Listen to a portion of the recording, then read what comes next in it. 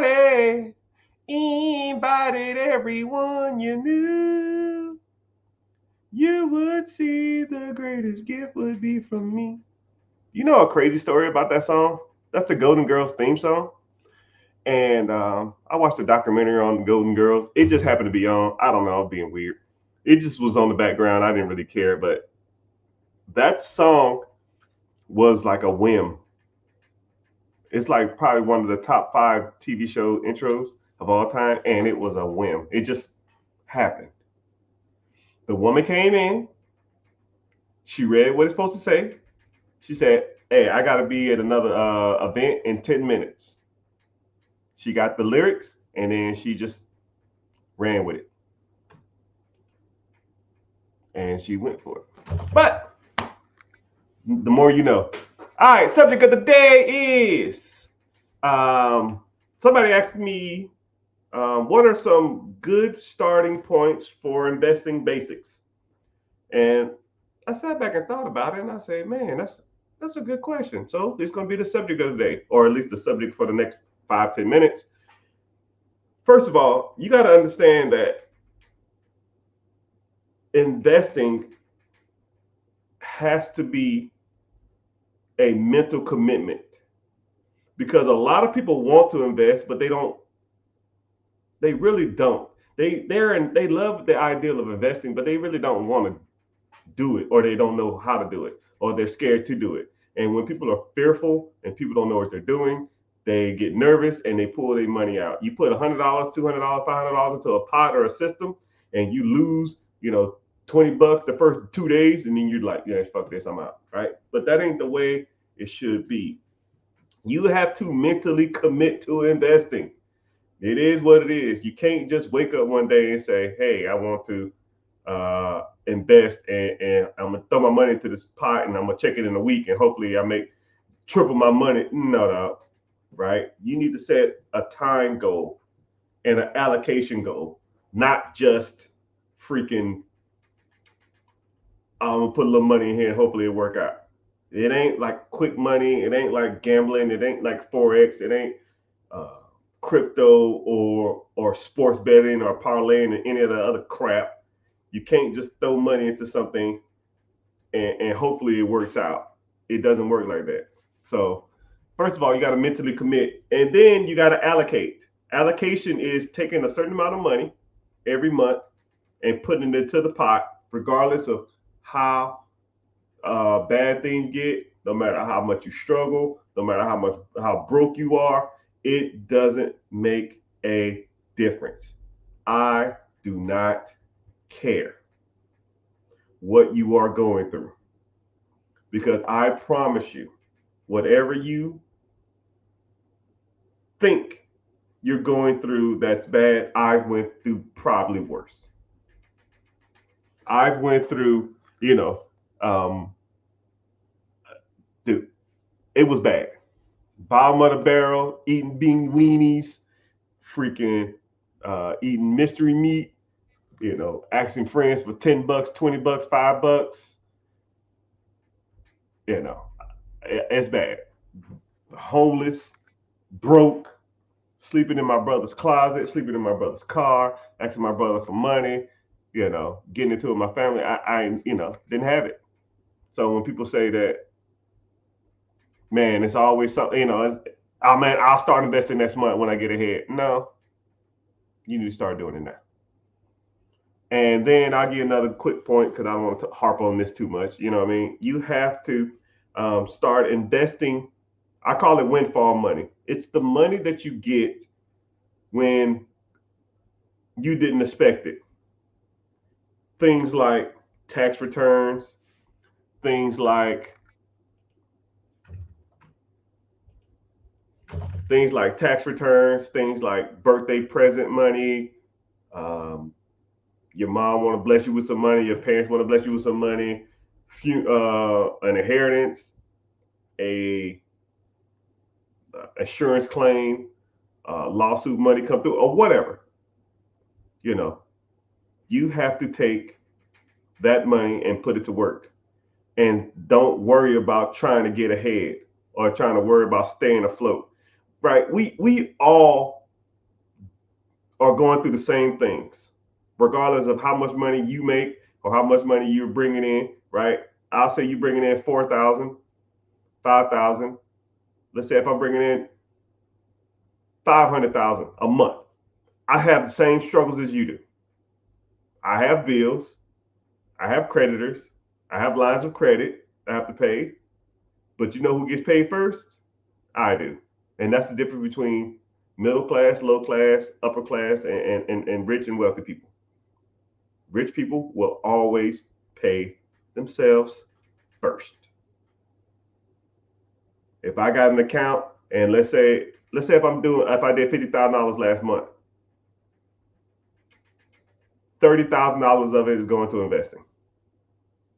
And then I'm paying my bills with the last 20. Or 40,000 will go to investing, the last 20 goes to bills or whatever you want to call it. Right? I don't pay all my bills and then I'll invest what's left. No, we don't do that. That's a loser's mentality. Losers invest what's left because there's always going to be something. There's always going to be a tire being popped. There's always going to be engine trouble. There's always going to be a freaking credit card. There's always going to be a late payment. There's always going to be something. Losers pay themselves last. Winners pay themselves first. You work for the money.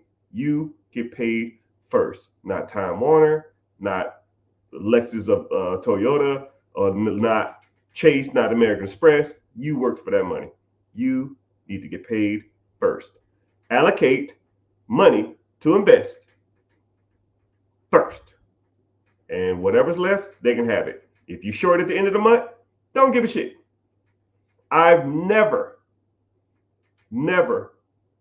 cared if I was short at the end of the month because I already got paid.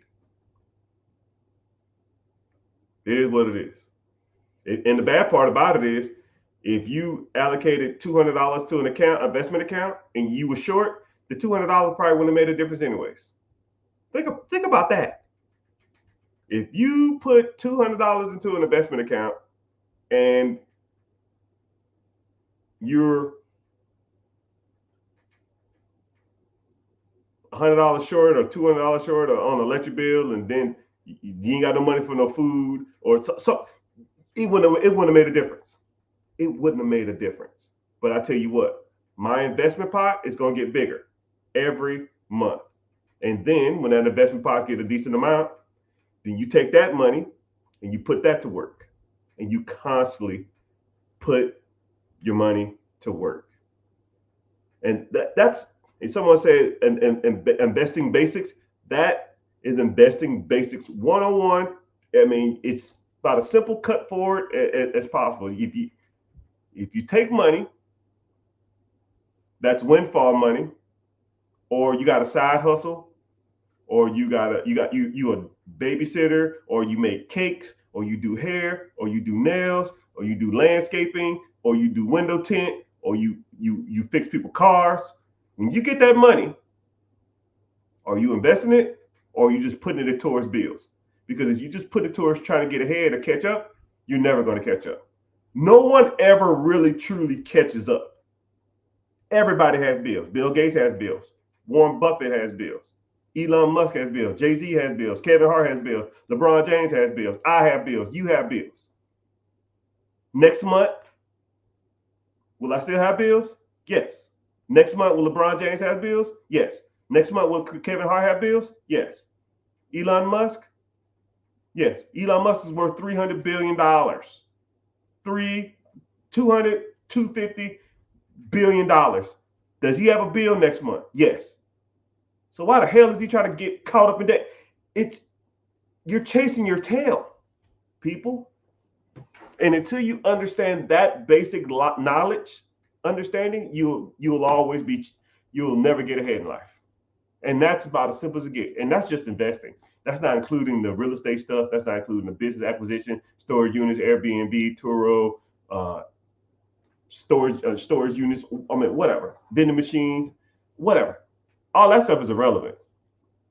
If you don't understand basic inflow and outflow of money, the rest of that shit you're never going to figure out. But Glad everybody here. Welcome into the chat, everybody. We're live streaming from all platforms: Facebook, YouTube, Twitch, Instagram, and all over.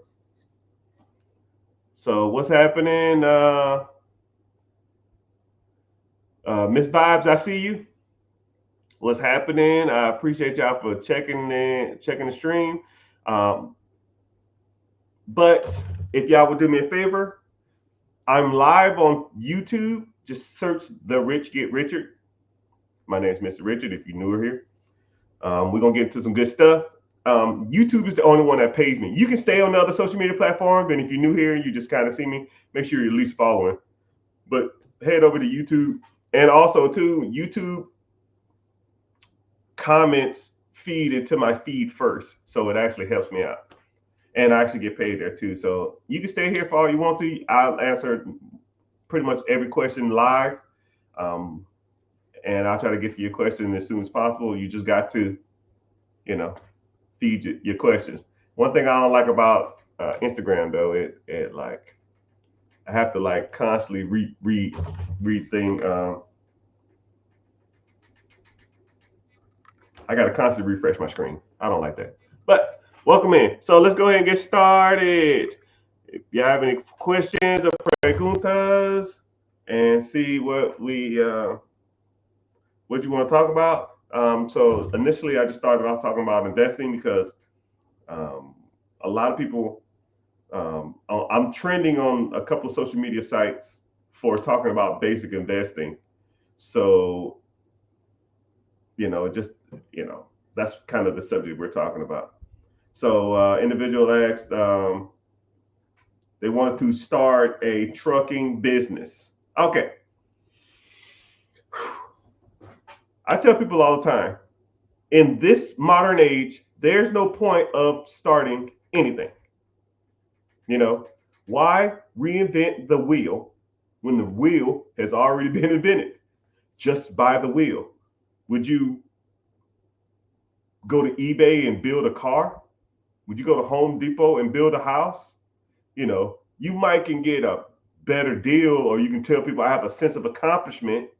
But I mean, houses are already built, cars are already built, businesses have already been built. There's tons of baby boomers who are going to be retiring in the next 5, 6, 7 years.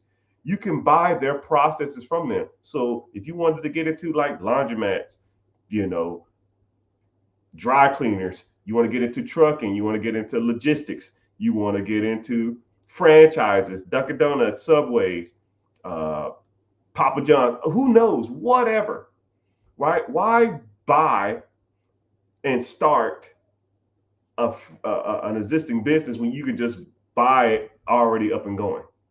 And then the requirements are way less to do it existing than it is to do it from scratch. So here we go. I'll put you in quick perspective of starting from scratch. Let's say you go out to the SBA or go to the bank and you say, hey man, I want to start a restaurant. I don't freaking know. And I know this for sure to be true because I have a buddy of mine who just did this and I was breaking it down for him. So let's say you wanted to start a restaurant. Cool. You have to go do what's called a build out. That means you got to go rent a place. You sign a triple net lease. So you locked in for 5 to 10 years. Then you got to do what's called a build out. You got to go in there and you got to get plans and come up with signs. You got to come up with all this other kind of crap, right? Then you got to get that approved. And that's going to take 6 to 8 months, maybe, probably damn near a year. So that build out is going to be $100,000. Okay. But let's say you got a loan for $500,000. So now that business is going to cost you $100,000 just to build out, right? And then you're going to have to, you got to get food, you got to get inventory, right? And then you got to train employees. But you got to train employees and you ain't made a damn dime. So you're doing all this other kind of stuff. You got to get inventory. You got to train the people. You got to come up with a schedule. You got to pay managers. You got to hire assistant managers. You got to come up with menu ideas. You got to come up with just all this other kind of crap, right? And let's say you borrowed $200,000 from the bank to do this, right? You're a year in, $200,000 in the hole, and you ain't made a fucking dime. Not a damn dime. But, and then what's crazy is you open up the door day one, you have what's called a burn rate, meaning that not only are you paying the current lease, you are paying for a lease off a loan that you got a year ago. So let's say if your line of credit of $200,000, say the burn rate on that bad boy, the payment on that shit is 10 grand a month or something. I don't damn know. You in the hole 10 grand a month just in credit cards or a line of credit, not including the current bills on the business. So now you have employees, you still got more inventory, you got staff, whatever. Right? So now let's say that burn rate is another $10,000. So you're a negative $20,000 a month and you ain't made a freaking dime. Okay? Not a dime. Negative $200,000 in the hole, and then you're losing 40, $10,000, $20,000, $40,000 a month. So you got a damn sale. Let's say the average meal is, I don't know, $10. You got a 28% food cost. You got a 12% employee cost. That's 40%. And that's not even including taxes. I'll give you another 10% in taxes. So you sell everything, that's $5 out the door. So $5 comes in. So, basic math, if your burn rate is $20,000 a month divided by $5,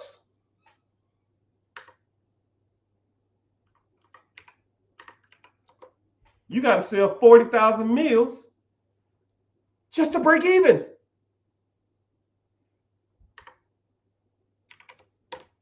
So you need 133 customers just to break even. I ain't talked about marketing. And then you got to get your name out there. And if nobody knows about you, you're screwed. But let's just say there's a business for sale. Same concept that you wanted to come up with. Maybe it's 5-10 minutes down the road, 30 minutes down the road. Who cares?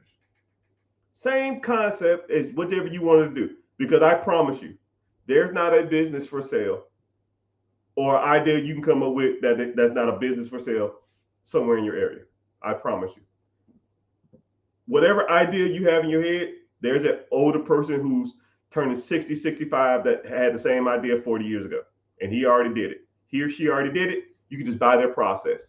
Now let's say that same business is down the street for sale for $500,000. Well, Mr. Richard, I was only going to spend $200,000. Why would I spend $500,000 when I can spend $200,000? Shut up and listen. Now let's say that business is $500,000, and let's say that business is bringing in $200,000 to your pocket. Okay. The requirement from the government states that you need to bring in that you only need 10% down to purchase this business. And if you get some seller financing, you only got to put 5% down. So as little as $25,000. So let's say, for example, they didn't do seller financing. I'll be realistic. So now you got to come up with $50,000. You put $50,000 down. You buy the existing business. You owe the government $450,000. $450,000 over 10 years. Your payment, simple math, $450 over 10 years, probably somewhere in the range of 50 grand, 45, 50 grand. But the business brings in $200,000. You bring in 200, you pay the SBA, Small Business Administration, they're 50. Now you have 150 left. You put $50,000 down, which was 10%. So now you pay back that $50,000 line of credit. Let's say if you borrowed it from your auntie, you borrowed it from your uncle, you borrowed it from your 401k, you borrowed it from a friend, you borrowed it from the bank. You paid them back in the first 6 months. And you still have $100,000 left of cash flow. So let me get this straight. Year one, I bought a business. I put $50,000 down. It was $500,000. I owe $450 to the SBA or the government. My payment is $50,000. It makes $200,000. I pay $50 to the bank or the government. I pay $50 back to my line of credit. I borrow from myself, or borrow from a friend, or borrow from a crackhead uncle, whoever, and I still make $100,000 first year. So you can spend a whole year building out a business to lose $20,000, $30,000 a month, or you can buy a business, put a tenth down, make money day one. The government's happy because you're continuing that service in the community. The line of credit that you borrowed, the $50,000 or whoever you borrowed that from, they're happy. They got their money back. You're happy because you're going to make $100,000 a year from a process that you just bought. And, everybody's winning. And the person that you bought it from is happy because they got their money and now they can go and retire. Win, win, win, win, win. All I do is win. And that's how the game works, people. At least when it comes to business acquisitions. But if you wanted to learn more about this, I got to give a shameless plug. I do apologize. If you want to learn more about this, I have a webinar this weekend. This Wednesday at 9 p.m. EST. Links in the bio. It's called Be Your Own Boss. Sign up. I don't sell your information.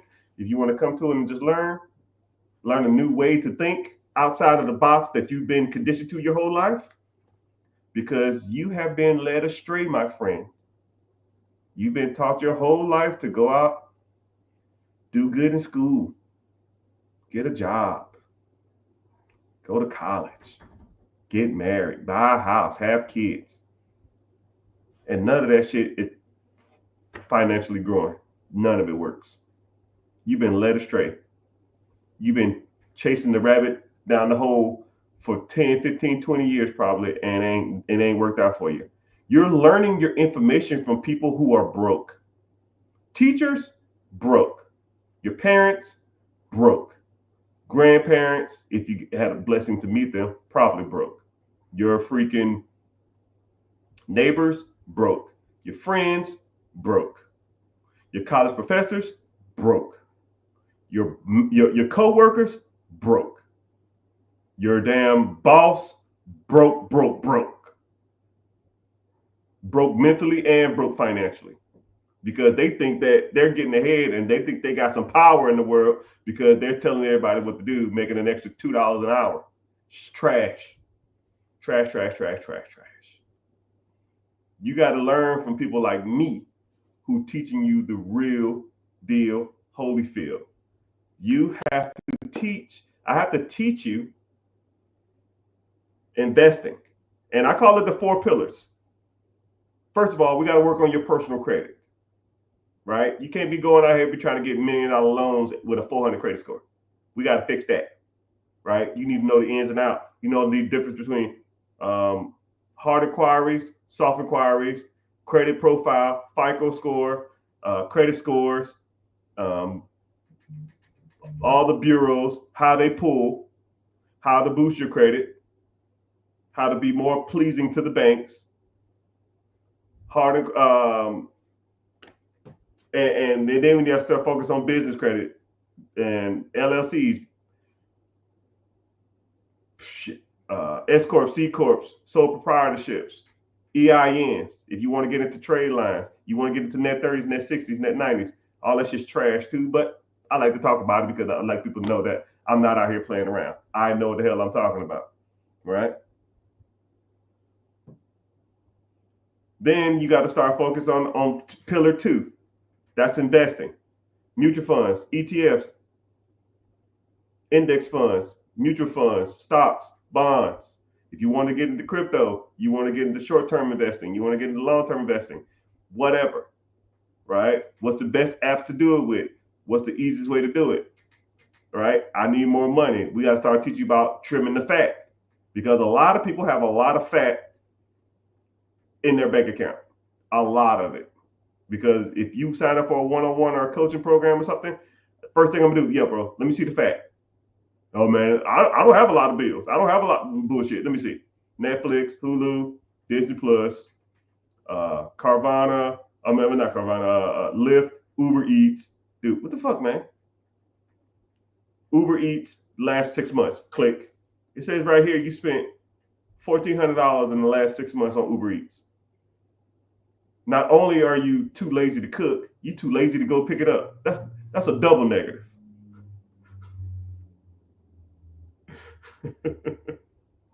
come on, man. Come on, man.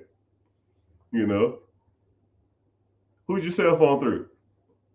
How much your cell phone is? When the last time you called them and asked for a reduction or swapped it over to an account that's a lot cheaper? When the last time you called your car insurance and asked them for a plan reduction? You know, you can go, I'll give you a tip right now. You can go to your car insurance website, put your exact information in it, get a new quote. If it's cheaper than the quote you have now, they will honor the new quote. Wow, I just saved you an extra $400 over the next 6 months. Now, what are you going to do with the $400? Boop. You need to start investing. Oh, I need to get caught up on my credit cards. Wrong. Then when it comes to investing, I even have I'll give you another subcategory, right? And that's taxes. I review all your taxes for free, right? Find you more money. I just had a client 2 weeks ago, found them an extra $3,100 because they were doing their taxes wrong. Now, what are you going to do with that extra $3,100? I'm going to get caught up on credit cards. Wrong. Free money. You didn't even know you had it. Take it. Let's put it to work. You really want to get ahead? Let's put it to work. Because that $3,000 compounding interest will make you way more money than saving some money on some stupid ass credit cards. Because credit cards are going to be there. Credit cards was there yesterday. Credit cards are there today. Credit cards are going to be there tomorrow. Rent's going to be there tomorrow. Rent's there today. Car payment's going to be there tomorrow. Car payment's going to be today. Car payment's going to be there tomorrow. I mean, it is what it is. It is what it is. You got to start investing. Third lesson we talk about is real estate. Owning your own primary home, owning duplexes, quadplexes, fourplexes, commercial apartments, getting into syndication, Airbnb, freaking Section 8, wholesaling, bird dogging. I had a lesson the other day in my class because someone said, yo, man, you always talking about bird dogging. I don't even know what the hell that is. You always talk about it. I said, okay, cool. Here's a 30-minute lesson on bird dogging. After I was done with that, they said, yo, bro, I didn't even know that shit even existed. I didn't even know that was even a thing. I said, yeah, I did it for years. It's the way you get into real estate with no money. Oh, man, I want to get into real estate. I ain't got no credit. I ain't got no money. Cool. Bird dog. What the hell is that? Sit back. But all the ways, lease option, tax liens, sub 2, lease to own. All the different ways you can buy money, owner financing, bird strategy, creative financing. It's tons of ways to make money in real estate. You just got to know how to do it. You got to be taught from people that talk about this type of stuff, not go to college and do good in school and work hard. Work hard at what? Does it look like I'm working hard? Work smart. Put your money in shit that's going to make you enough money so you don't have to work hard. Working hard is for suckers. Then the last pillar that I always focus on is ownership. Owning processes that make you money every day. You're not going to get ahead working a 9-to-5. 3% of all millionaires work a 9-to-5. And you know they're doctors, lawyers, engineers, nurses, traveling nurses, and stuff like that. Right? If you don't have a high dollar skill, or if you're not bringing in damn near $150,000 to $200,000 a year to your 9 to 5, it ain't happening. Right? And then there are a couple of exceptions that people will live well below their means, and they invest everything they got, and then when they're 65, 67 years old, they might have a 401k that's equivalent of $1 million. I mean, I get it, right? But majority of people ain't gonna do that. You got to own processes that make you money while you're sleeping. If I own a business, my business makes a sale, and I pay my employees, I pay my staff, I pay my overhead, and then I pocket $400, and that transaction happened at 6 o'clock in the morning. I didn't do nothing for it. Now, how many processes can you own that pays you $500 a day that you do nothing for? Infinite. Now, let's say there's a process that pays you $500 a day, but you got to work 12 hours a day. How many could you own? 2 max, and that's $1,000. And now you tired as hell and complaining that your back hurts and that I ain't getting paid enough for this. But if you own a system that pays you $100, $200 a day that you do nothing for, you wake up, you check your account, you might call your team, wish them some luck, you might pay a little money here and there, say here's a gift card, thanks for your hard work, and go about your business. You got to know how to find those systems. Businesses, laundromats, storage units, Airbnbs, vending machines, whatever. You got to learn about those systems, and nobody is going to show you in your circle. Your teachers, your college professors, your friends, if you got roommates, your co-workers, your family, your mom, your pops, your brothers, your sisters, your kids, right? I'm not trying to be an asshole, but they don't know what they're talking about. I listen to people talk for 3 minutes when it comes to money, and I almost just like, I don't even want to hear it no more. You don't know what you're talking about, right? I started my financial journey in 2008. I bought my first piece of real estate, and I listened to every financial book or read every financial book in the library. Every one. 107 books, and I'll never forget it. I read a book a day, which was rough, but I didn't know. I had no fucking clue, but I know I wasn't going broke again. And I tell you what, the things that I learned from all those books, and I've been applying them all through the years, and I know what works and I know what don't. Right now, I don't know, 6 figures a month, easily. Right? Some months I do better, some months I do worse, but I don't care. And then all that money comes in, and I reinvest it, because that's the game. Pay myself first. I just gave you that lesson. But if you're interested in this type of stuff, you like talking about money, you like talking about different ways on how money works, you done with the rat race, you tired of the 9 to 5, right? My last push, and then we'll get to some questions. Click the link in the bio, join the free class. It's called Be Your Own Boss, right? I don't sell your information. If you come through, you listen, you hang out for a little bit, ask me a couple questions, and if you want to move forward, we move forward. If you don't, you never have to hear from me again. I don't care. I was fine before you, and I'll be fine after you. I don't care. I just got tired of people for years asking me, yo, man, do you have like a program or something where you can sit back and teach people? And cool, I'll walk you through that process. I'll show you what I have to offer if you're interested, and if you are, right? But you get a lecture before we even start, right? I'll break down a lot of this financial stuff before we even start. So, yeah. So let's go ahead and get started. Somebody says, I want to own a laundromat or a dry cleaner that is absentee, but what if my manager quits? What is your fail safe? Okay, good question. What if your manager quits? Generally, management in a laundromat, McDonald's, Dunkin' Donuts, Subway, don't give a shit. Management typically are older people for the most part. Older people generally have families.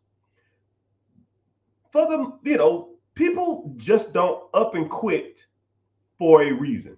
They just, you know what, y'all, I'm done. Peace. Um, it's it's 12 o'clock on Friday. Today's my last day. I'm out. Because if they do that, they're gonna call you and say, "Hey, man, I got a referral here for John Smith. How was he?" Well, he was a good worker, but he just quit on me one day. I don't know if he's gonna do that with you. He just left, and they're gonna ask him about that in the job interview. And they say, "Yo, man, why'd you just quit? You told him on Friday at 12 o'clock that you're gonna leave, and then you just left. Why'd you do that? Are you gonna do that with us? Now we're not gonna hire you." So more than likely, if a person is older and a person has more responsibility, they're not going to just leave you high and dry. First of all, they have an obligation to probably their family, right? A spouse, man or female, male or female, and or their kids. So more than likely, they're going to give you the respect and give you a cushion before they quit. And if they just leave, right, more than likely, you're going to have other people working there. So you can either do two things. One, if a manager ups and leaves randomly, just I leave, right? Which is kind of weird, but more likely they're not.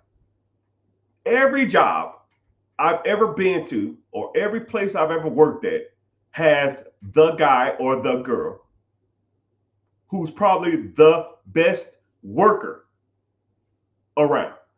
I want you to think about your job. There's a guy or a girl that you, hey man, who's the hardest worker in this place? You already know. When I was in the military, you already knew the guy or the girl. They was the go-to. They did everything. They always worked hard. They never talked bad about anybody. They just went there, worked, left, right? And they worked their ass off. We all know those people. First of all, more than likely, they was already doing managerial roles anyways, or they was already the assistant manager. Boom. Congratulations, young man or young woman. You're the manager now. If you want to do that. Or you tell the individual, hey, you're going to quit in 2 weeks. Let me find a person to replace you over this next week. And then after the week, when I bring him or her in, then you train them how to do your job. And then after a week, you're done. About as simple as it gets. And I hope that helps. And have I ever had that happen? No. Nope. What's up? I got a question. Ask the question. Preguntas, questions. So here we go. Are you able to do a one-on-one devise a base plan based off persons going through business-wise? Yes. Whenever you, like I said before, click the link in the bio or go to therichgetrichard.com, which that website, it works, but you got to type in HTTP // it's kind of corny, but anyway. So, but you can just click any link if you're on Instagram, YouTube, Facebook, Twitter, Twitch, X, TikTok. Just click the link in the bio. It's a link that'll say "Be Your Own Boss." Just go to that website and just sign up. But yeah, and if you need a one-on-one and you want a one-on-one, we'll go from there. But like I said, my one-on-ones is super extensive, and we break down everything, right? It's kind of crazy. I think I did a one-on-one maybe a couple of weeks ago, and the guy was like, "Okay, you ready?" I said, "You ready?" He said, "Yeah." He said, "Okay, cool. When it comes to businesses, I want to do." I said, "No. Nope. We got to get to the basics." So we ran through everything, right? We're gonna talk about his credit.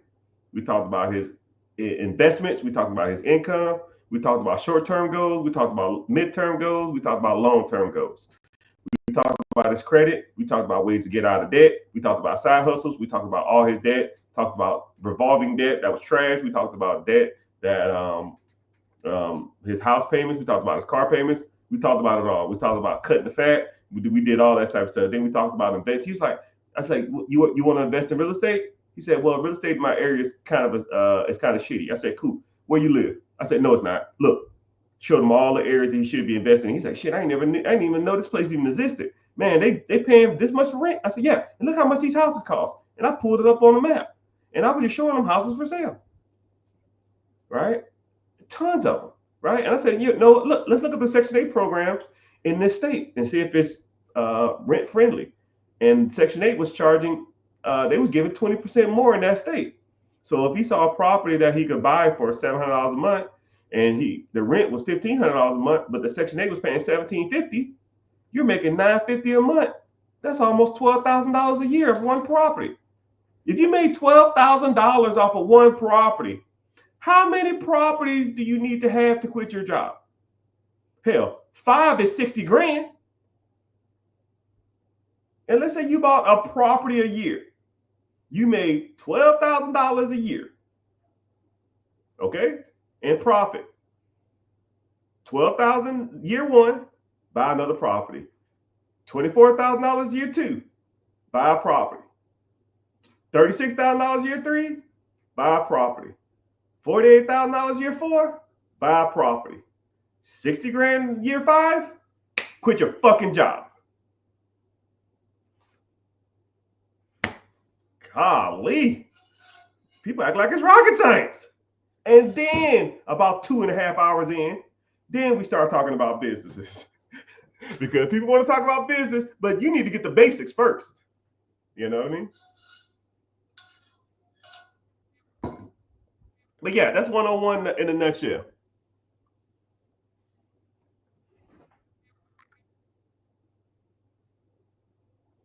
Quick question. Go ahead, ask the question. I'm zoning. Whatever y'all want, man. I'm giving it. I'm giving y'all the game.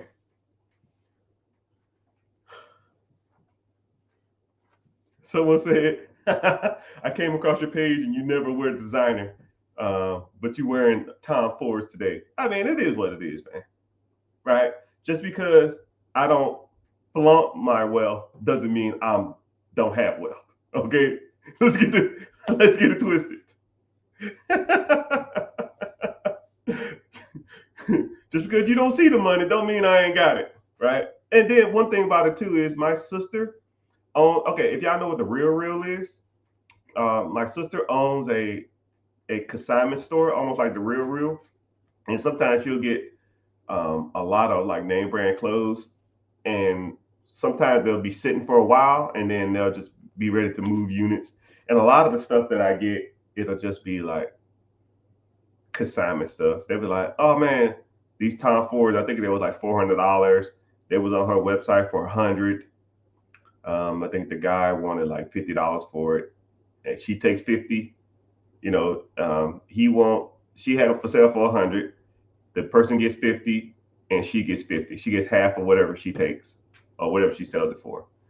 And then I said, "Yo, you know, how long they been sitting?" She said, "Oh, these been sitting a while." I said, "What's the consignment fee?" She said, $50. I said, "Yo, I'll give you $50. Take it off your hand." And she was like, "Yo, give me 60." I was like, hey, I always be hustling, right? Right. I don't expect a handout from anybody, right? So yeah, but yeah, if you ever see me with designer stuff on, more than likely that's where I got it from. But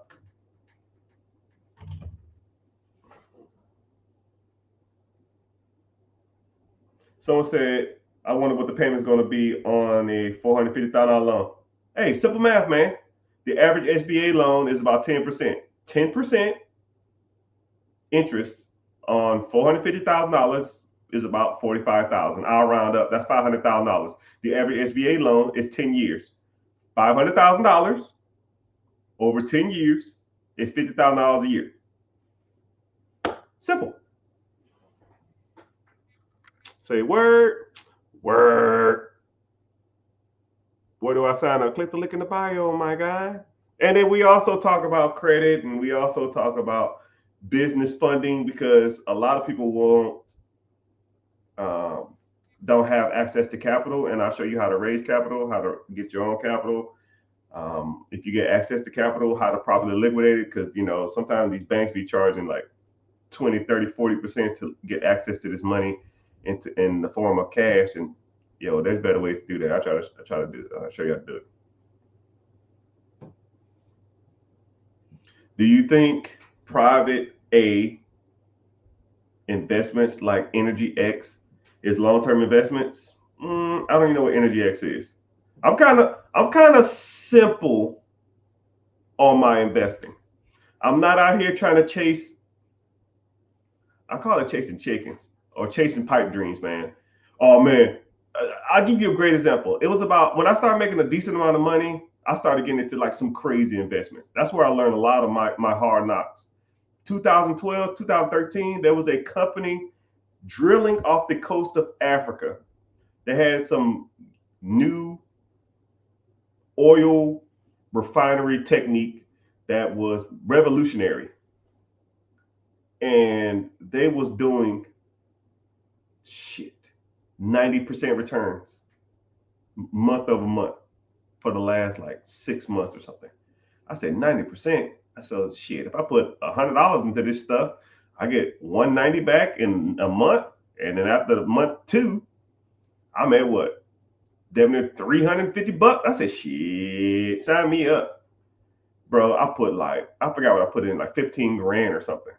And that 15 grand turned into almost $90,000 in the first, I want to say like 13 months.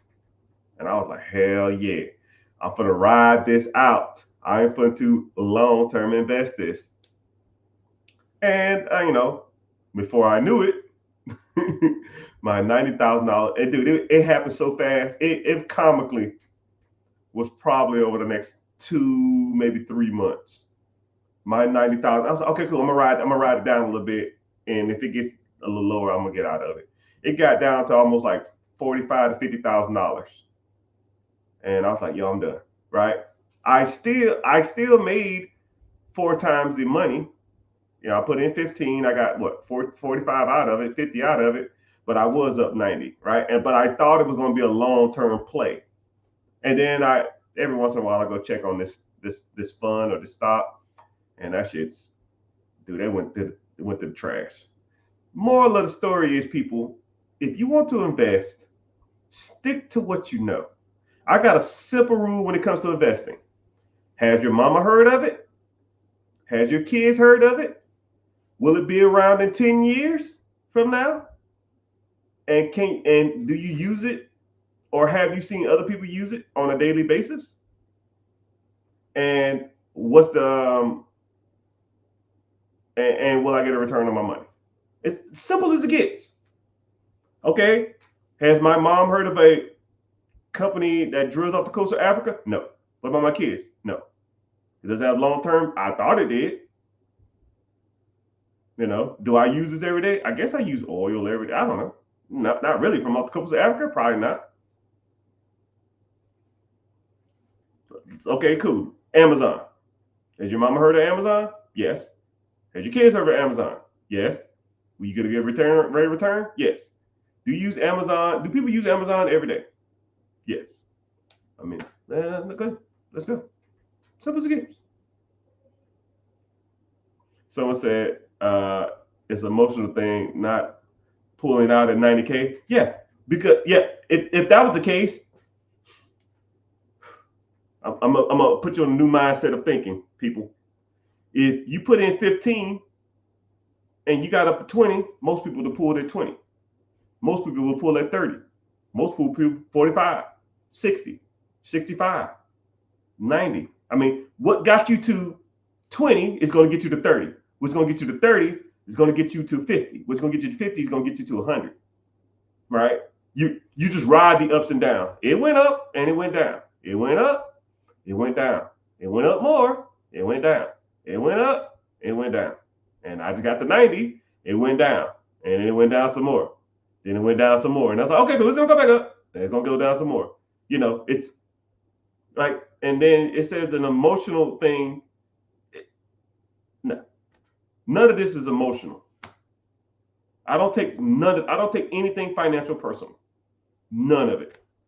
If I put my money into a fund, I lose all 10. Too bad, so sad, never do it again. Learn from your mistakes, press on. right? And I always see people that'll do that too. Man, I was up, and man, I don't give a shit what you was.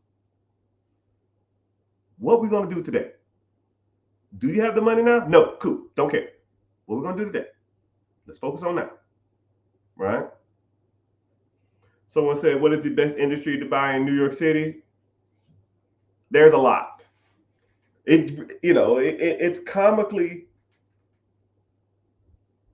there's a lot. New York City is kind of one of those weird places, you know. But if you can make it there, I guess you can make it anywhere. I had a client that was in New York City. No, not New York City. I think there was in New York City, and they was looking at a business to buy in New York City. We found them like 4 of them, comically, in about 15 minutes, and dry cleaners, laundromats, moving services, sub shop, sandwich shop, bodegas, corner stores. I mean, all of that stuff, man. There's tons. You're at the mercy of the market. If you go look at what's for sale in New York City now, you can go back in 6 months from now and it'd be something totally different. Just like if you're looking for a specific car to buy, you go in 6 months and it'll be a whole different car. You go look for a house, you look in 6 months from now, it'll be a whole bunch of different houses. So it just depends.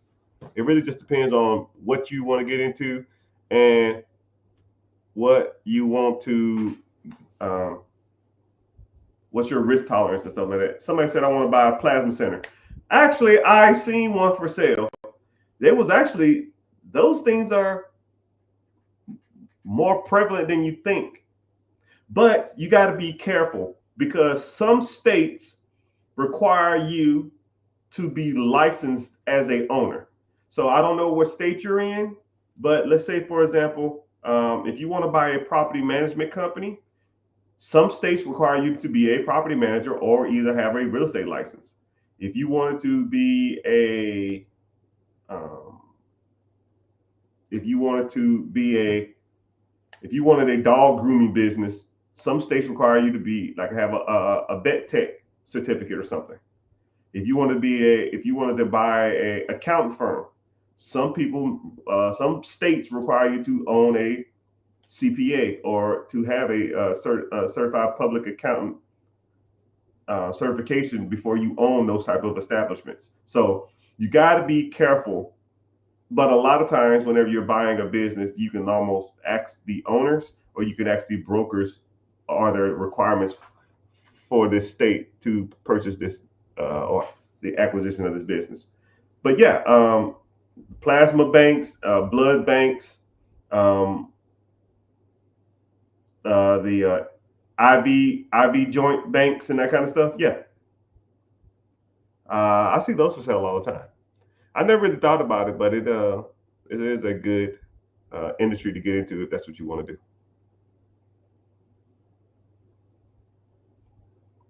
So let's get to the question.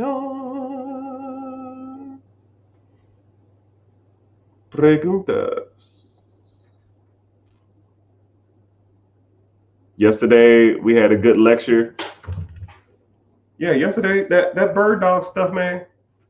We talked about being a bird dog, which a lot of people don't even know that even exists. So yeah, in class we talked about being a bird dog, and yeah, people got value from it.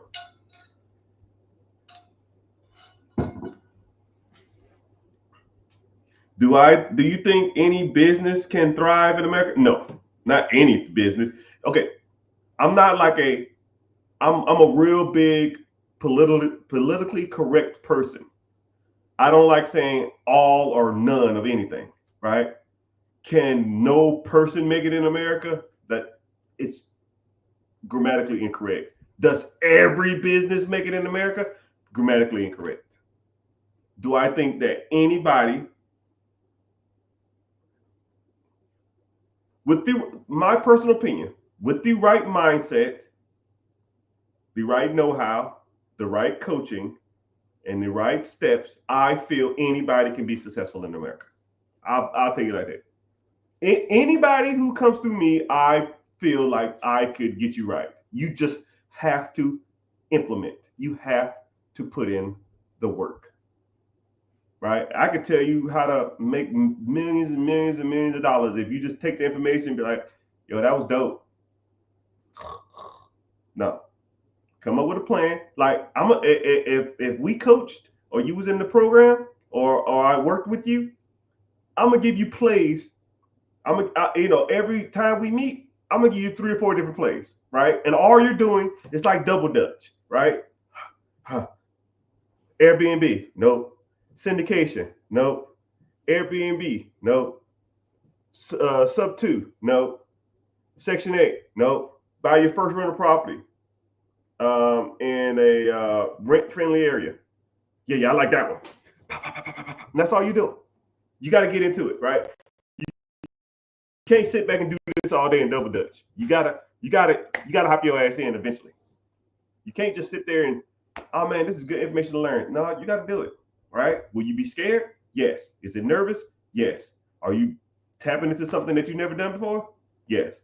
But you will get a little rush, and it's kind of like a little adrenaline that'll come. And once you do that, you do it a couple times, it's almost like, dude, what the hell was I waiting on?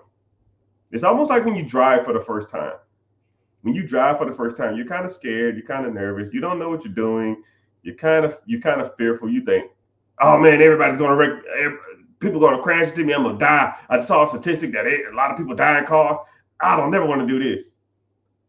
You give it 2 years, you got the seat back, you don't put on your seatbelt, the music blaring, the windows down, you talking on the phone, you're texting, you eating at the same time. It's the same thing. It's the same thing. Over time, when you do some of this stuff, it will just come natural, and you will just easily just start looking for the easiest, fastest way to do it. If you buy one rental property, you can buy 2. You buy 2, you buy 4. And you buy 4, you buy 8. And then you buy 8, you can buy 16. And then after that, now you're looking for package deals, right? Or what they're called, portfolio deals, right? Those are the best ways to scale too, man. You know, you got a old investor who has, I don't know, 30, 40, 50 properties. Shit, why buy a whole bunch of single family homes, one a month, when you can buy 50 in the damn portfolio? Cool. How much are all these properties worth? I had them appraised at $2 million. Okay, well, what you want for them? Give me 1.6. Okay, well, 20% of 1.6 is 320. You put 320 down, you got $400,000 worth of equity. You pretty much get your money back as soon as you sign the shit. But that's how you scale. And then the rent will pay for your down payment.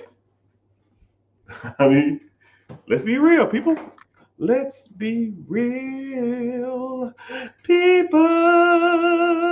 But commercial break, y'all. Like I said, I give you 15 minutes worth of game, and you got to listen to me solicit for 15 seconds. 15 for 15, right? I don't know where you're watching from, TikTok. Just make sure you tap in the screen. Let's tap for 15 seconds while I talk. 1, 2, 3, go. Just tap the screen, tap the screen. Instagram, I see you. YouTubers, I appreciate you in here. Let's see, the YouTube is bumping, man. I'm getting some AdSense today, man. Cut the check. Twitter in the house, Twitch in the house, Facebook. We need to work on it, but it's all good. But if you want to watch, it's the same platform. I see everybody's comments. I just get paid from YouTube to be here. So 2 things. 1, I have a free webinar coming up this Wednesday. Click the link in the bio. Join the free class. Like I said, I don't sell you information, but we talk about, raising money from the banks. We talk about buying businesses. We talk about buying real estate. We talk about credit. We talk about business credit. We talk about business funding. We talk about stocks, bonds, mutual funds, investing, compounding interest. It's a good little segment that a lot of people need to hear. But if you're interested, go over there and head that out, check that out, and when you do that, also then click back after you sign up, and then go to my YouTube channel and watch this from here, because like I said, I'll give you game for free, but YouTube actually pays me to be here. So, and it's not even a lot, it's like, I don't know, a couple $100 a week or something, just enough to like get my daughter some Michael Jordan shoes. She loves Michael Jordans, and I hate Michael Jordan. You know what I mean? But it is what it is. I hope I never meet that dude. But it's all gravy. It's all gravy. Why is Bitcoin considered the new gold? I don't know about that, Playboy. I don't know about that one, Playboy. There's no standard for Bitcoin, one, and it has no utilitarian value, right? I can't go to Walmart and say, yo, I have one Bitcoin. Let me buy this TV. Until there's an exchange for an exchange, a basic unit of metric for a certain currency, it won't be accepted. And that ain't happening anytime soon. So that's just my personal opinion. What is the best first asset to buy or invest in? Like I said, I believe in the 4 pillars: credit, investing, real estate, businesses. You can almost do all 3 of them at the same. You can do all 4 at the same time, right? I'll even give you basics. Boom, you got a 401k at your job? That's investing. Do you have a personal house? That's real estate. What do you own that makes you money while you're sleeping? That's the business. How's your personal credit?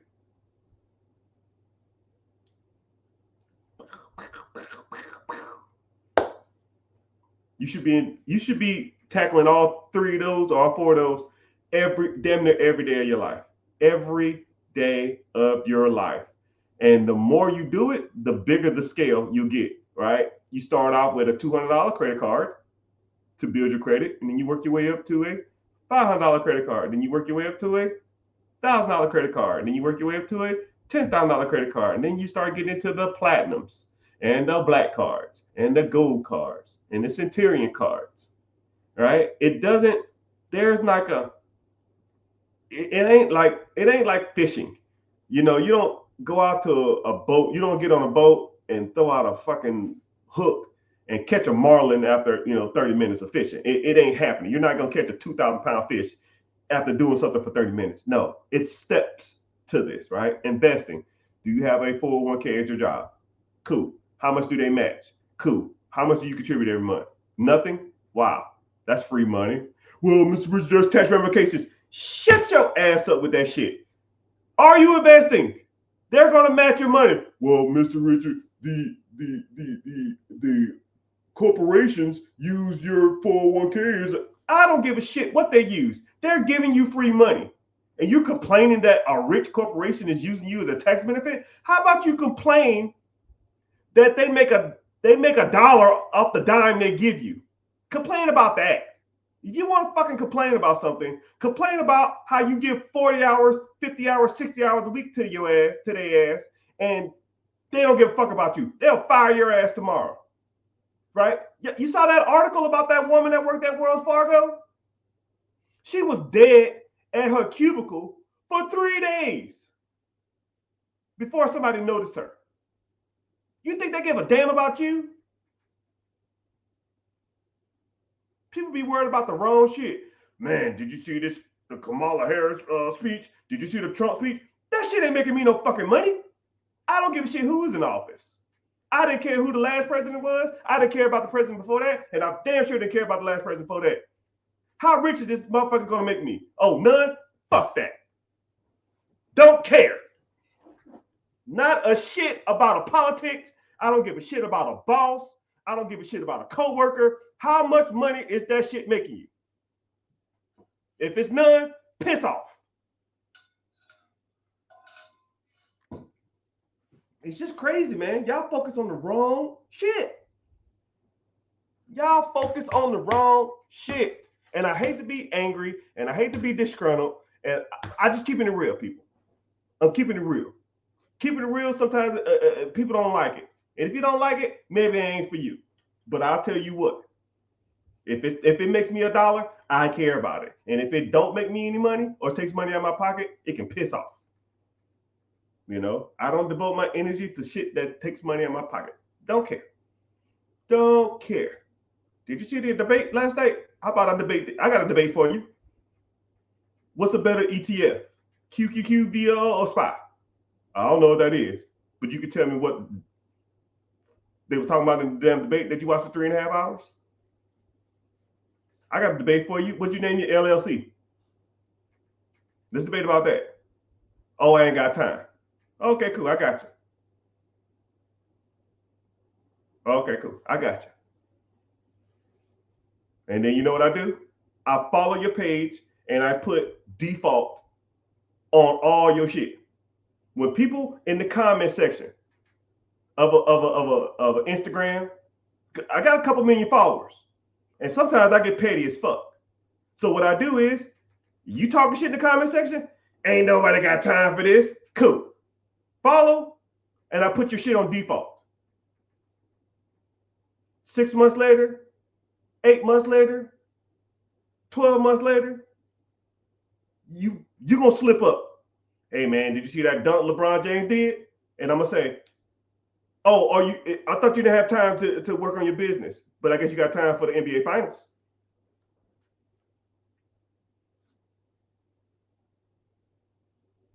Block. I'm that guy. I'm that guy.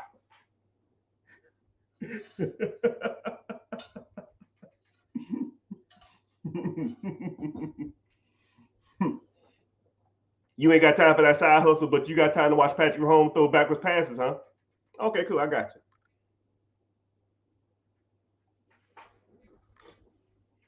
But if you invest in 25% credit cards, why not pay them off? Brother, we all have debt. Let's say you have a 25% credit card, okay? Let's do a simple, basic math lesson. This is about as simple as it gets when it comes to people talking about, I should pay off my debt. Cool, I got you. Let's do simple math. If you put, let's say I'm gonna get my calculator out, right?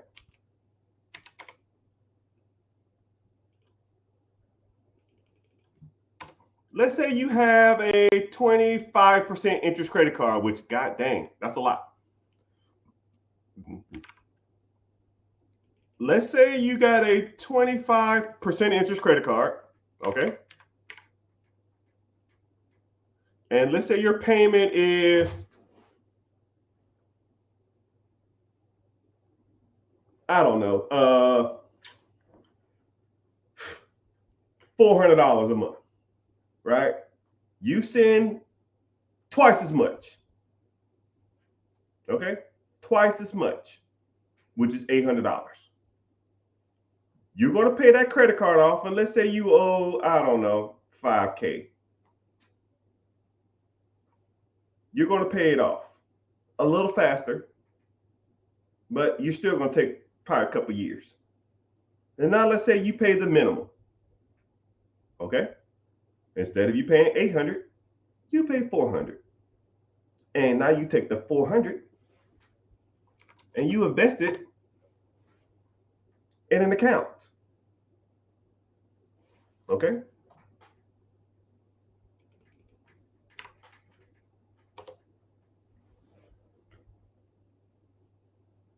In 5 years,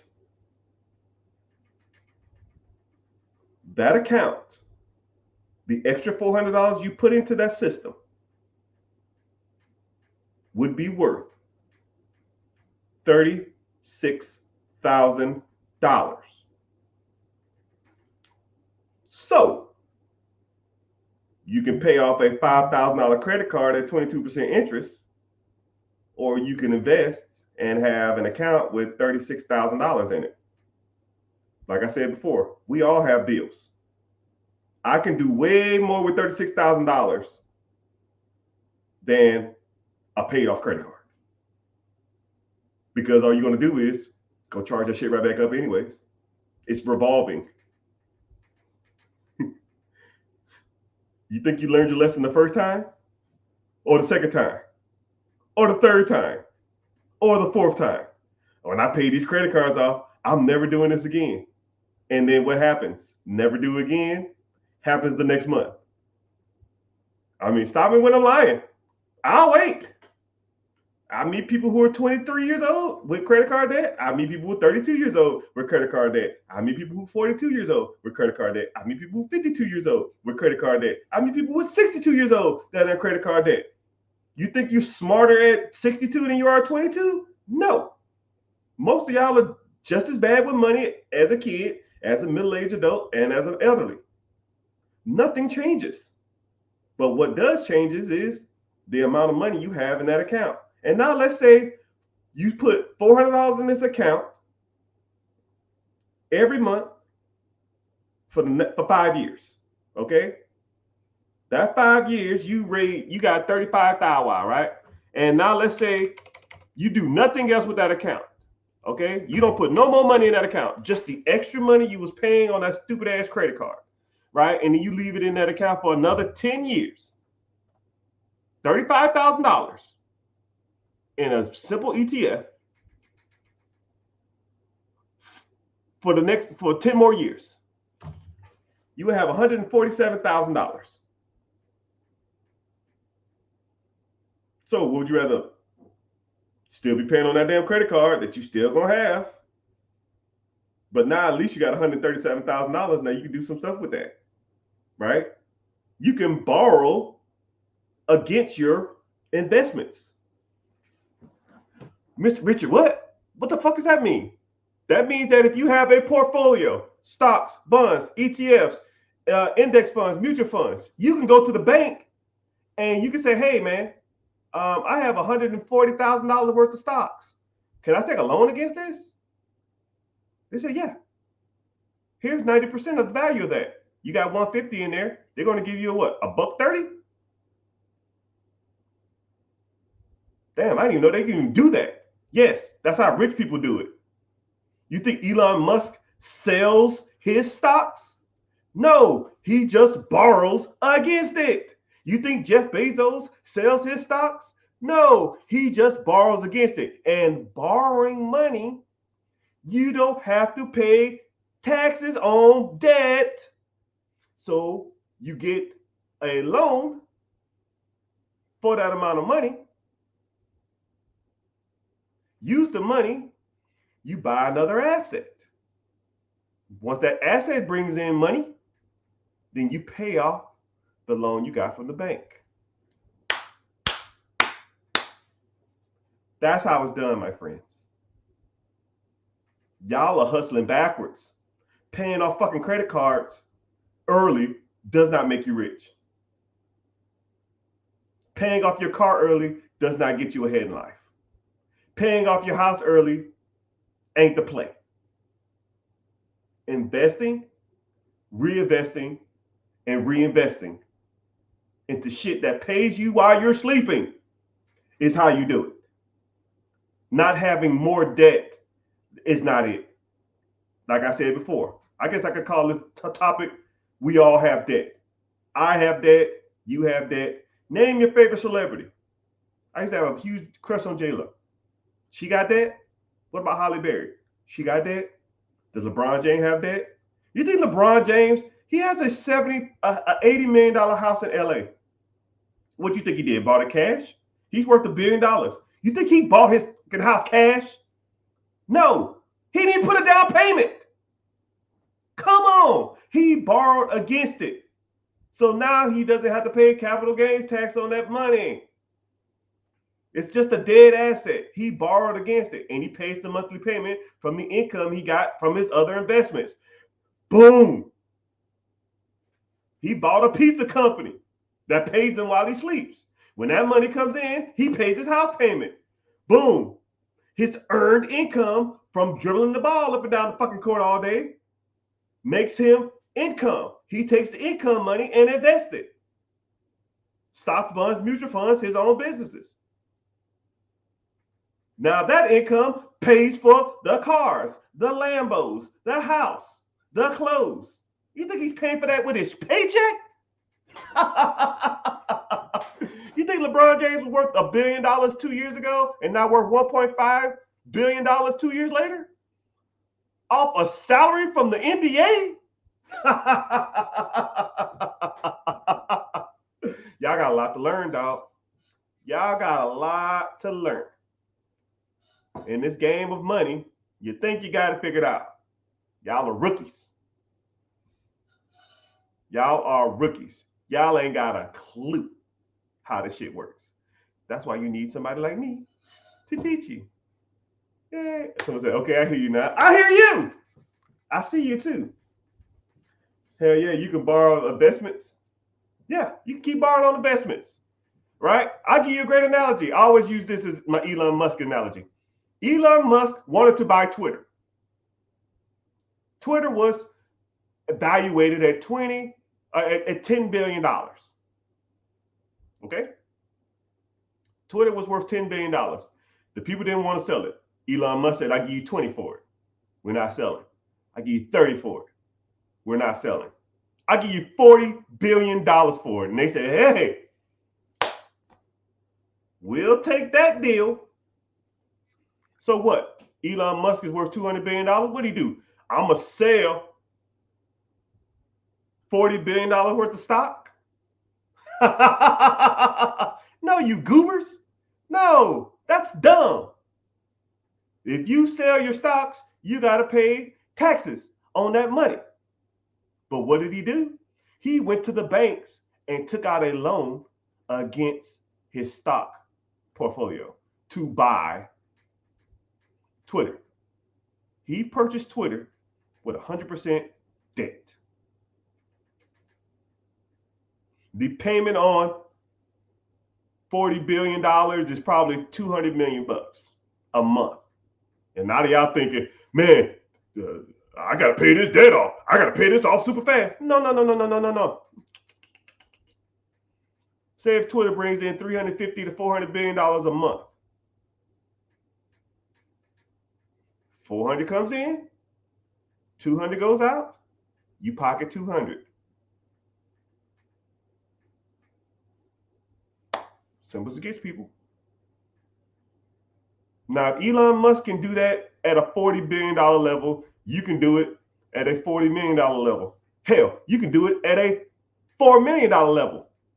Let's keep going. You can do it at a $400,000 level. You can do it at a $40,000 level. Let's say if you have stocks or 401k, and let's say you have $60,000 in that account. And I see it all the time. Hey, man, I'm thinking about cashing out my 401k. Why? Because I need the money for something. Borrow against it. That way, your money can continue to make money. You take that money, buy something that makes you more money. And when that money comes in, you can pay off the loan. And then you still can take care of whatever you need to take care of. While your other money is still sitting in the account accruing interest. That's the game, people. Or at least one of the games. But hey, it is what it is.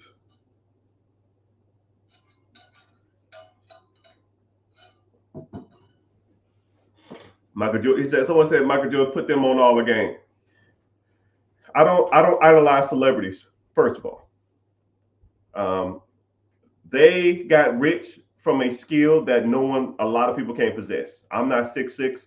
I can't shoot a basketball to save my damn life. But what I can do, and I can invest like nobody you've ever met in your life. Now, who do you want to learn from?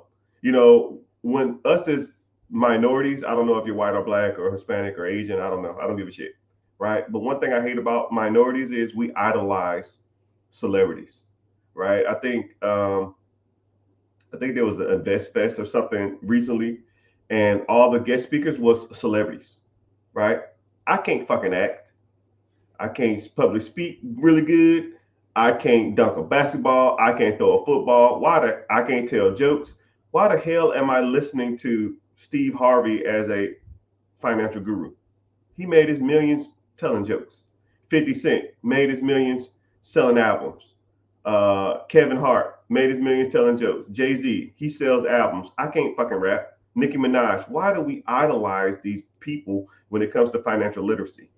Show me the guy who started with nothing and built multi-million dollars worth of businesses in real estate. I'll learn from him because I can do that. Oh, right here. I'll learn from him. I can't learn shit from Dwayne The Rock Johnson. Why the hell am I going to a public speaking event and watching Dwayne Rock Johnson talk? I'm not fucking 6'4", 300 pounds solid. Can't do it. I can't be a wrestler. I'm not that big. I'm not that athletic. So you have to start learning and getting your literacy from people who are out here doing this shit every day, not from celebrities. I idolize no man. I've met tons of celebrities. Most of them are assholes. Most of them. Me and Ludacris almost got to a fist fight because he talked shit. He was talking shit to me and my wife. I almost punched him in his fucking throat. Don't idolize them people, man. They're all losers. Most of them are. Some of them are kind of cool, but most of them are assholes.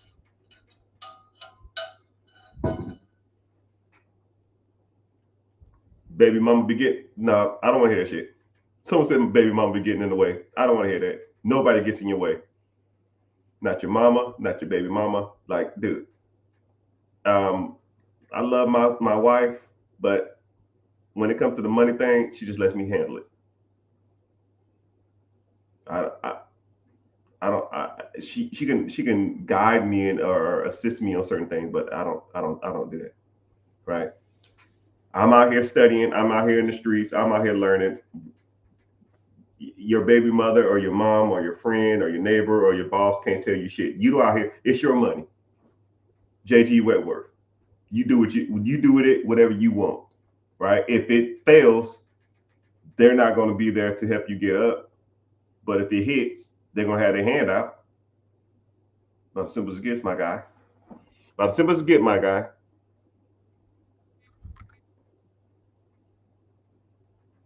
Someone said, learning wholesaling now? Yeah, brother. Someone said I look like Rick Ross. I get that one every once in a while. I met him in real life. We look nothing alike. I found a local business that's been established since 1984. How do you talk to them about financing? You got to learn some skills, man. I'll give you one lesson off the top of my head, right? Because, I can't give you all the game, but you found a business and you want to get owner financing, they got to like you. If you had a business that was worth $1 million and you were going to give it to somebody, would you give it to somebody that you didn't like or didn't know? Probably not. Rapport. Learn rapport. I'll put you on that. Someone says you was in the military. Did you get 100%? 100% P and T. I don't know what P and T is. Did I get 100% P and T? I don't know what P and T is. But yes, I was in the military. Did 21 years in that hellhole.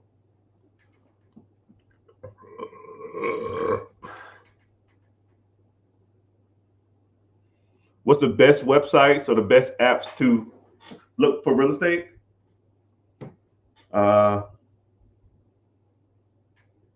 It depends on what you want to do. Depends if you want to get into commercial units. Depends if you want to get into apartments. Depends if you want to get into single family homes.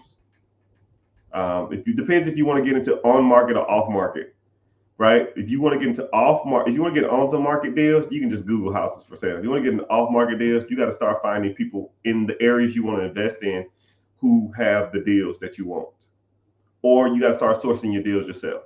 Once you start making decent money in real estate, then you have to start sourcing your deals yourself. Once you start sourcing your deals yourself, then you're pretty much writing your own checks.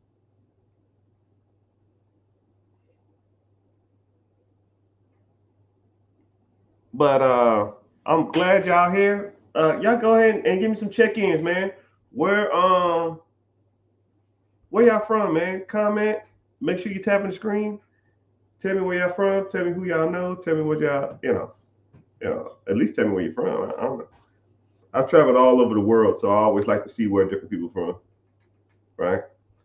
And the bad part about it is, I'll even do I was talking to someone about rapport.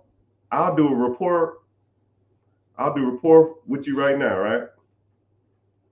Someone says Harlem. Hey man, Harlem, man. I just can't. I just did. I went to a vacation in New York, but I was in Times Square. I went through some parts of Brooklyn, and I was. I didn't ride the subway, but I really wanted to ride the subway, but I heard it's nasty and it's kind of weird. So I guess next time I go, I'll do that. Um, but how is Harlem? Is Harlem like majority black, or is it becoming like gentrified, or is a lot of white people there, or is it how is it? Down by Virginia Beach. You know what's crazy about Virginia Beach? Virginia Beach is one of the best kept secrets when it comes to beaches because it has not a lot of tourists, but it has a lot of locals and stuff like that. Oh, so avoid the subways. You see what I just did, people? I'm having a conversation with somebody about the subway in New York City and Harlem. I went on vacation there and I barely remember any of that stuff. Like it's just about communication, conveying a message, right? If I had 100K to put into real estate or in business right now, shit, brother, you rich and don't even know it. You are rich and don't even know it.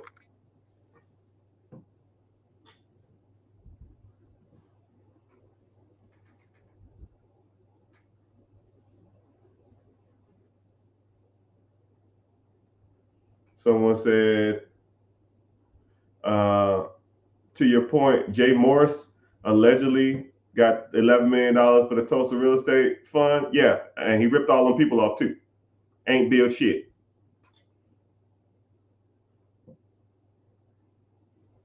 Who's to blame? Him, right? If so to take on a fund, I'll even break that down. So there's a guy named Jay Morris. Jay Morris took a whole bunch of money. He raised a whole bunch of funds to start a Tulsa real estate investment group, and apparently didn't build shit. That is syndication Ponzi scheme 101, right? Syndication is when you're an investor, you take pools of money from people, and you find a project and you build the project. However, if then you're supposed to pay those people a dividend. But if you raise $11 million and then the money never goes to anything, but you have to sign a clause saying that you are investing and you invest at your own risk, and if you lose your money, you lose your money. So in theory, if you did a syndication deal, you can almost essentially raise all this capital in the world and then just tell people it didn't work out, and then they're just on the hook. It's kind of fucked up, you know. I'm not a huge fan of that shit, right? If I'm gonna take on someone's money and take on someone's investments, but please believe we build some shit, right? I almost think I should get into that because a lot of people try to send me money to try to raise to buy apartments or buildings and commercial units and shit like that. I don't want to touch anybody's money, but yeah. Moral of the story is that a lot of these gurus out here think they know what they're talking about. They be on some bullshit.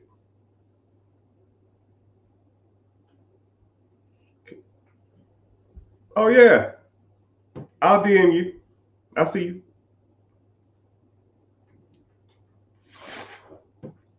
So what we got? Preguntas, questions.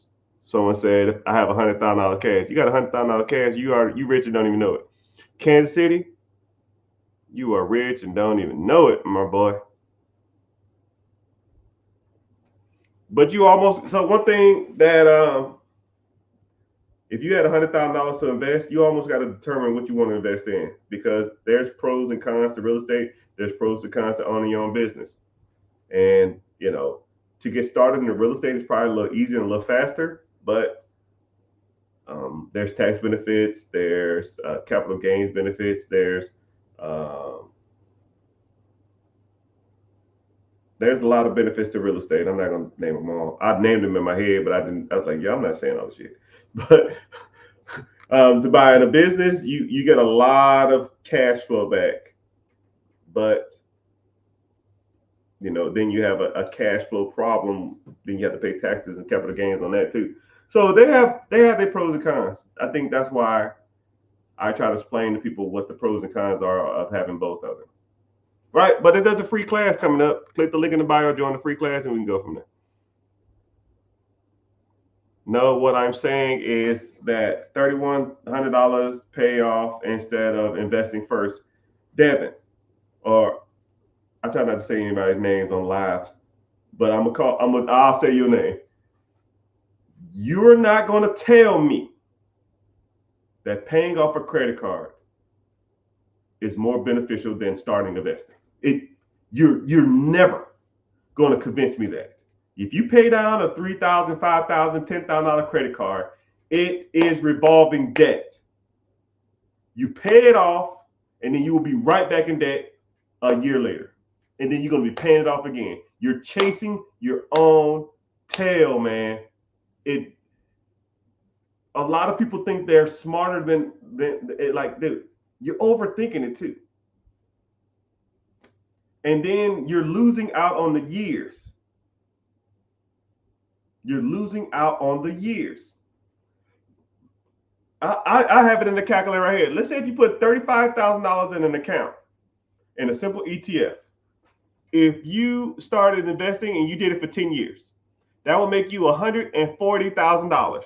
But let's say you waited 3 years, it will be 89,000. So you lose out on making $54,000 because you waited 3 years to pay off a damn credit card.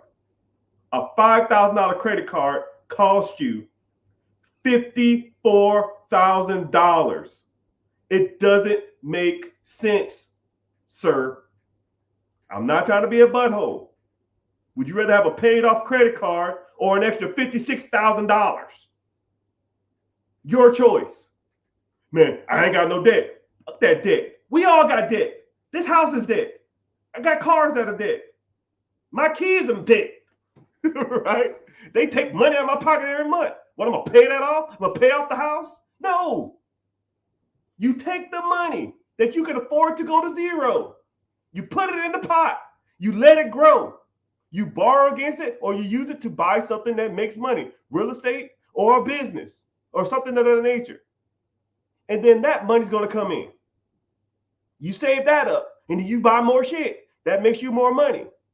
And then when you're bringing in 40, 30, 60, 70, 80,000, $100,000 a month, you ain't got to worry about no damn credit cards. You know how much my credit card bills are? Dude, I got like 70 grand worth of credit card debt from running all my businesses and real estate and stuff like that. You think I give a damn what my credit card payments are? You think I'm trying to pay them off? I don't care. You talking about a $3,000, $5,000 credit card, man? No, that's trash. Invest.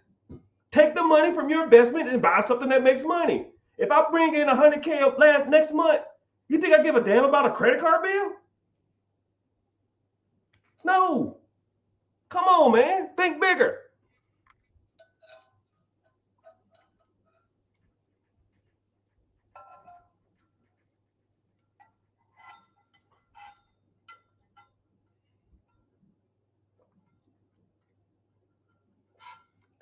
Someone said, I thought you just taught people how to buy gas stations. No, man, I teach you how to buy anything. It just depends on you and what you want to buy and how you want to invest it. I'll show you how to buy pretty much anything.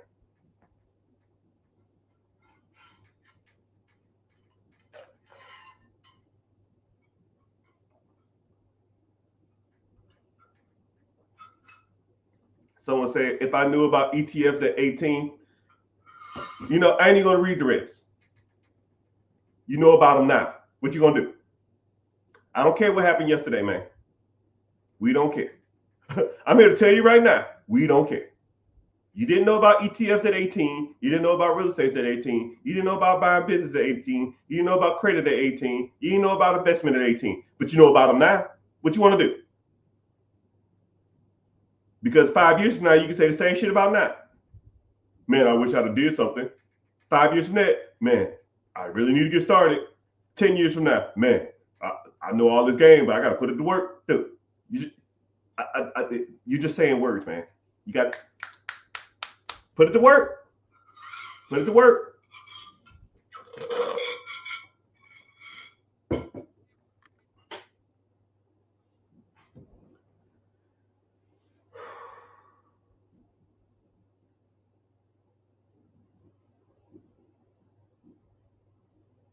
But thank y'all for hanging out.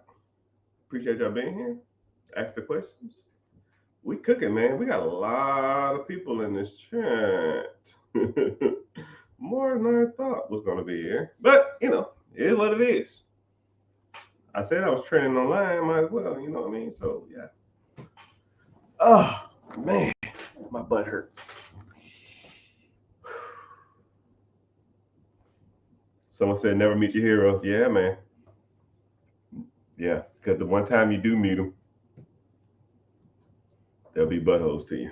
And the weird part about it is, man, I'm not saying I'm a celebrity or I'm well known or anything, but even me, when I meet people, I still try not to idolize them, because if they turn out to be assholes, it's just gonna piss me off. You know what I mean? So it's all good. It's all good.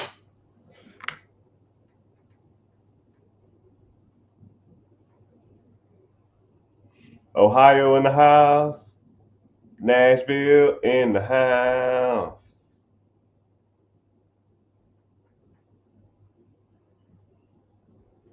Someone said I'm a millionaire from real estate. Yeah, that's about as simple as it gets. You're a millionaire in real estate, and you probably got thousands of dollars worth of debt. It's funny that people look at debt as almost like a crutch. Listen to Dave Ramsey, man, gonna have you jacked up, man, because that's all he talks about. Man, you gotta get rid of the debt, man. The debt, make more money. Like, think about it like this. I'll even give you a super easy scenario. Let's say you had, I'll give you a hypothetical situation, $20,000 worth of credit card debt. And let's say you make $5,000 a month. You got $20,000 worth of credit card debt.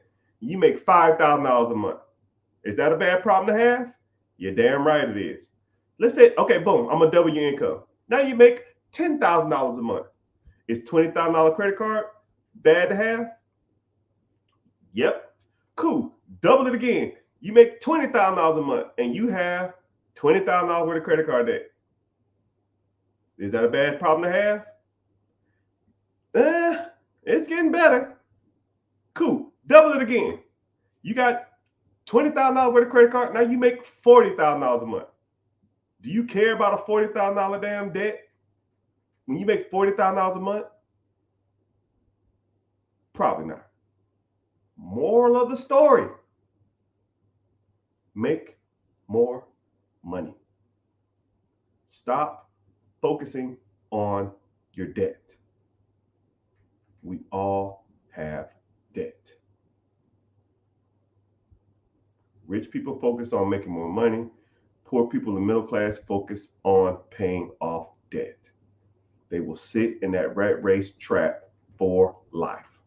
And then as soon as they get out of debt, they hop right back into that shit. It's like a mouse stuck in a glue trap, and he gnarled his damn foot off just to hop right back in that shit. People pay off 30, 40, 50, $60,000 cars to turn around and buy another 40, 50, 60, $70,000 car. People rack up $30,000, $3,000, $4,000, $5,000 worth of debt just to turn around, get their income taxes, pay the shit off, just to rack up another $2,000, $3,000, $4,000 debt. It makes no sense to me. Why the hell are y'all buying 40, 50, 60, $70,000 cars? Why the hell are you racking up credit card debt every freaking month? And then say, oh, I got to pay this off. And then you start a little side hustle. You start a little side business. You get some taxes. You get an inheritance. You get some birthday money. And then you turn around and you take the money that you worked for to get ahead just to pay the fucking card off, or to pay the car off just to buy another one. I had one person tell me once, yo, I'm so used to having car payments, even though my car is pretty much new. As soon as I pay it off, I'm gonna go get another one. In their head, that makes sense. I said, you have a 4-year-old car. You bought it brand new, which was a mistake. Brand new, it's trash. You lost half the value. You paid it off early. You paid it off in 4 years. Your car has 35,000 miles. Your car payment was $600 a month. You paid on it $1,000, which is another mistake. You could take that $400 and invest it. But you paid off the car early. So now, boom, you have an extra $1,000 a month with a paid off car that has 32,000 miles on it. What you finna do? I'm finna go out and buy another car. Why? Because I can just get a newer model of the same one I got. Well, why? Because I'm so used to paying car payments that I feel weird not paying one. That is the dumbest I've ever heard in my life. And then 2-3 months later, I see that individual. And then the bad part with the same car, just a different color. Same freaking car, different color. They went from like a 2016 to a 2020. And then the bad part about it is it wasn't even like the upgraded year. You know how they take like 5-6 years with the same car? She got the car as soon as it came out, 6 years later, or 4 years later, same car. One of my old coworkers in the military.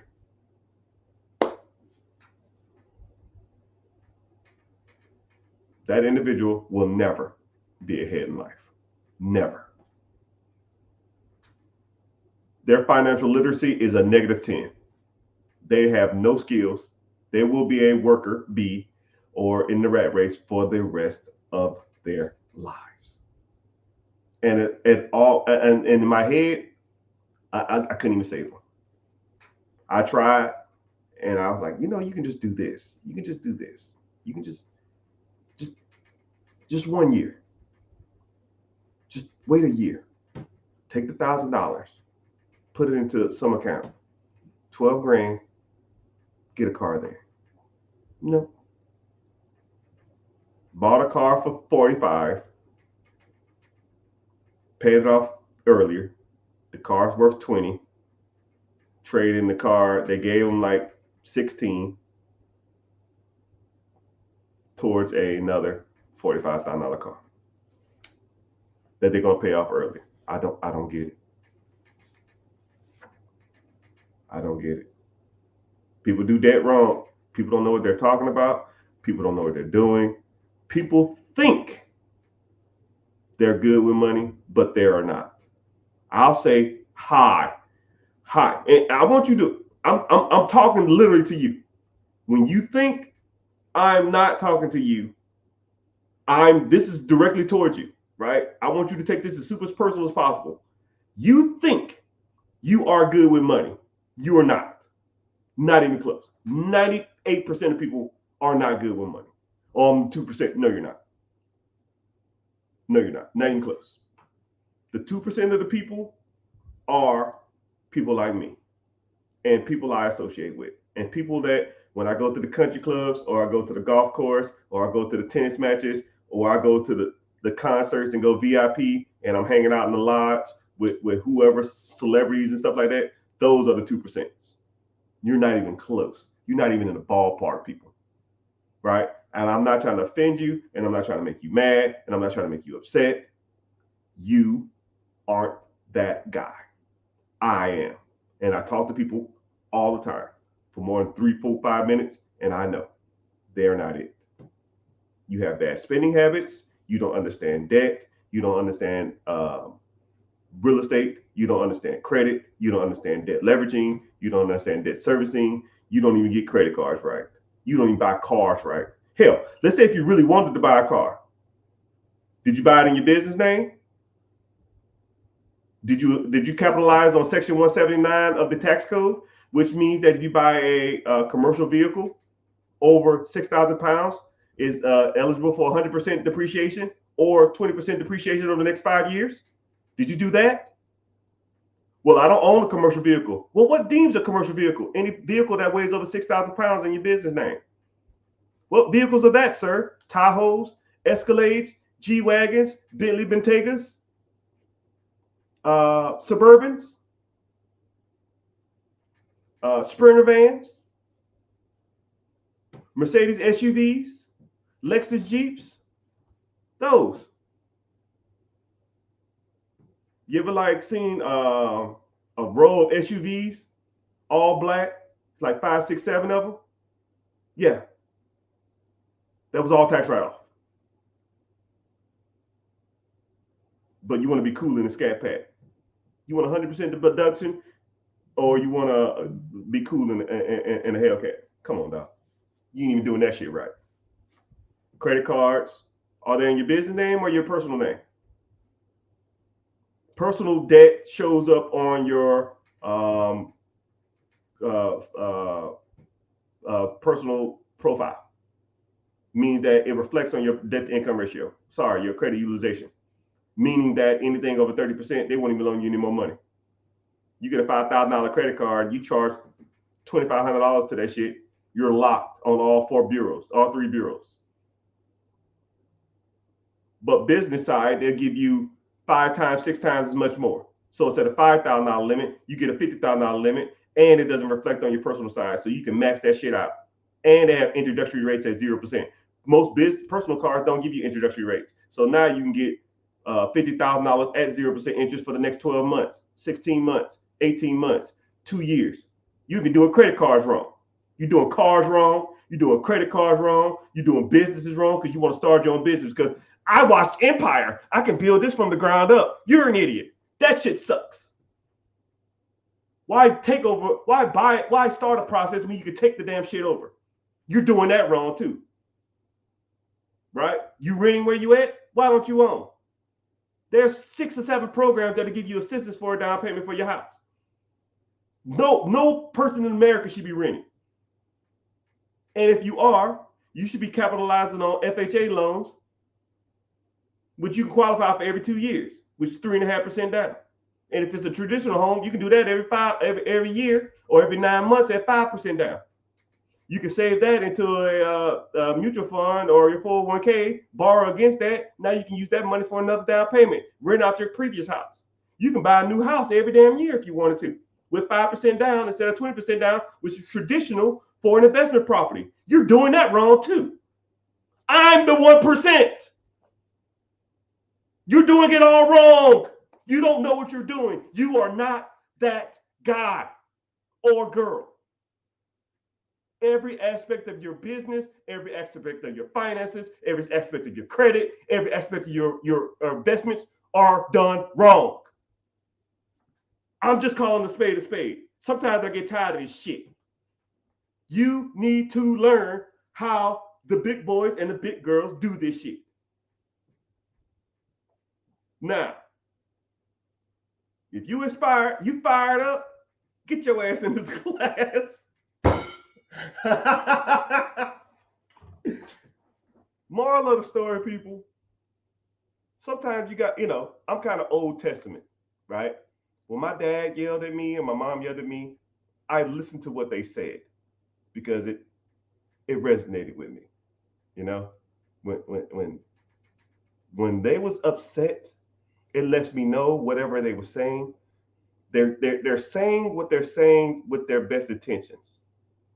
They're telling you this stuff because they want to see you succeed in life. And they're seeing that you're on the wrong path and you're doing something wrong, and they just want you to straighten that arrow. Okay? Y'all got to do better, my peoples. All of y'all. Sometimes I have the wrong tack. Sometimes I come off as nice, but I am not out here playing around, people. You got to do better. So, last warning before I get off.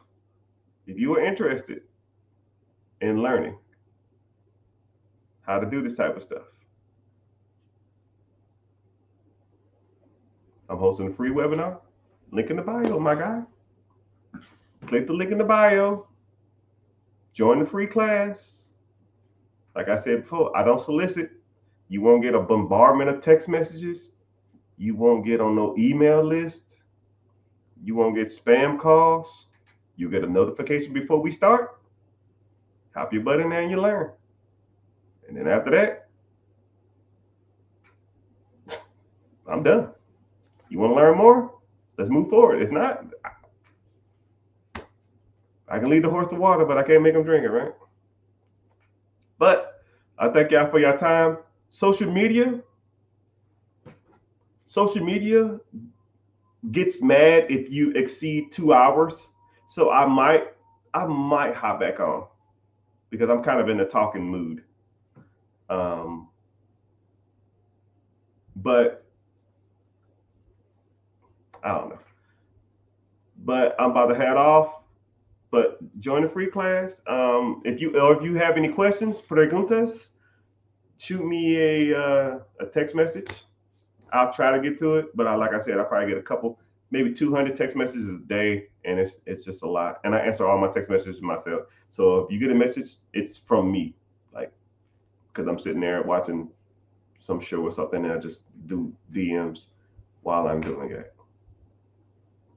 But thank y'all for being here. All my friends all over social media. Man, it's bumping in here. I appreciate y'all for being here. Make sure you're following on all the platforms. I see you in Twitch. I see you on YouTube. Make sure you at least subbing so you get notifications when I'm on. Twitter, make sure you're following. Instagram was kind of bumping today. I appreciate y'all being here. But yeah, I'm about to head off because, like I said, I can't exceed 2 hours. They get mad at me. They literally will like be pissed and like put me on the naughty list. So I might get back on. All right, I ain't got that much to do today. I did want to watch the last 15 minutes of this movie. Right? When I watch like movies in segments. I don't have time, so I watch like 15 minutes, 12 minutes, 18 minutes, 30 minutes. So I'm like 15 minutes left on the movie, and I just gotta, it's kind of weird, right? But hey, I guess that's busy rich people problems. But I appreciate you being here. Later, dudes. Make sure you're following. Thank you.